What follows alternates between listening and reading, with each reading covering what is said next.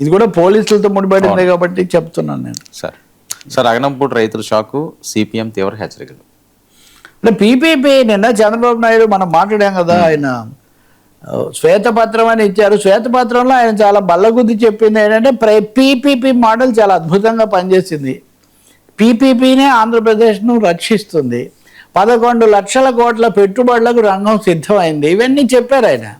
నిజానికి పీపీపీ అంత అద్భుతమైన దీనిగా ఉందని ఏమీ భావించట్లేదు. దానికి ఒక ఉదాహరణ మీరు చెప్పిన అగనంపూడి కూడా.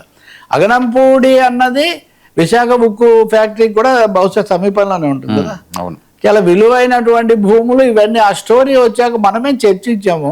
రైతులు నిన్న ఆ భూముల్లోకి వెళ్ళారు. మేము 1200కు 12,000కి ఇచ్చామండి భూములు, ఇప్పుడు 1000 కోట్ల విలువైనాయి, మీరేమి కట్టలేదు, ఇక్కడ ఫ్యాక్టరీ కడతామని మా భూములు తీసుకున్నారు, మీరేం కట్టలేదు, మరి మా భూములు మాకు ఇవ్వండి, మేమేమి డబ్బులు అడగట్లేదు కదా, మా భూములు మాకు ఇవ్వండి. అది రూల్, భూసేకరణ చట్టంలో అతి ముఖ్యమైనది. ఎందుకోసం మీరు తీసుకున్నారో అది మీరు చేయకపోతే అది ఎవరికి ఇచ్చారో వాళ్ళకి తిరిగి ఇచ్చేయాలి. ఇప్పుడు దాని విలువ పెరిగింది కాబట్టి మీకు ఇవ్వము, ఇది చాలా అన్యాయం కదా. సో ఈ విషయం మీద కానీ అలాగే పీపీపీ నమూనా అన్న దాని మీద కూడా నిన్న సిపిఎం శ్రీనివాసరావు చాలా వివరంగా మాట్లాడారు.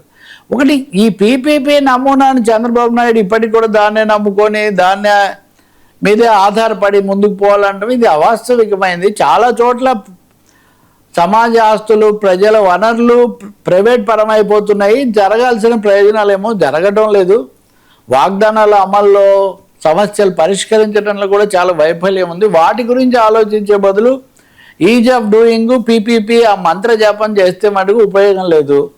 కూటమి కూడా మొన్న బీహార్ లాంటి చోట కూడా దెబ్బతిన్న పరిస్థితి అది. కూటమి అంటే ఎన్డీఏ.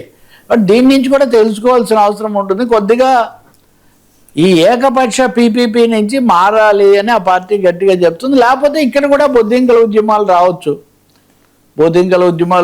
రైతుల ఉద్యమాలు రావచ్చు అన్నది సిపిఎం నాయకులు చెప్తున్న హెచ్చరిక. సరే, అన్ని పార్టీలు అప్పుడప్పుడు చెప్తున్నాయి కానీ. సార్ మెటాకు అల్టిమేటం బెదిరింపులు ఉద్దేశం అదేనా? మెటాకు ప్రధానమంత్రి మోదీ గారి వీడియో టేక్ డౌన్ చేశారు, ఒక గంట సేపు చూపించకుండా చేశారు అని వాళ్ళకు ఇది ఇచ్చారు కదా. అలాగే సభా సంఘం, పార్లమెంటరీ సభా సంఘం కూడా ఒక హెచ్చరిక చేసింది. జూకెన్బర్గ్ వాళ్ళ అధినేతగా ఉన్నటువంటి అతను స్వయంగా వ్యక్తిగతంగా క్షమాపణ చెప్తే తప్ప కుదరదు అని ఒక హెచ్చరిక కూడా చేసింది పార్లమెంటరీ సంఘం. కానీ ఇప్పుడు రాజకీయ పరిశీలకులు చెప్పేది ఏంటంటే ఇది కేవలము మోదీ గారి వీడియో వేయకపోయినందుకే కాదు, ఈ బొద్దింకల తిరుగుబాటు అన్న దానికి ఇంత విస్తృత ప్రచారం రావడానికి కారణం ఈ సోషల్ మీడియా ప్లాట్ఫామ్సే. భారీ ఎత్తున ఈ ప్రచారం చాలా ఎక్కువగా ఇచ్చేసి ఇవి దాదాపు ప్రచారకర్తలుగా మారడం. ఇది ఎవరో అన్నది కాదు, రాజ్దీప్ సర్దేశాయ్ లాంటి కీలకమైన ప్రముఖమైన జర్నలిస్టులు కూడా చెప్తున్నారు. సో ఈ సోషల్ మీడియా ప్లాట్ఫామ్స్, మీమ్స్ రకరకాలవి వచ్చేసి ప్రభుత్వాన్ని నవ్వుల పాలు చేస్తున్నాయి.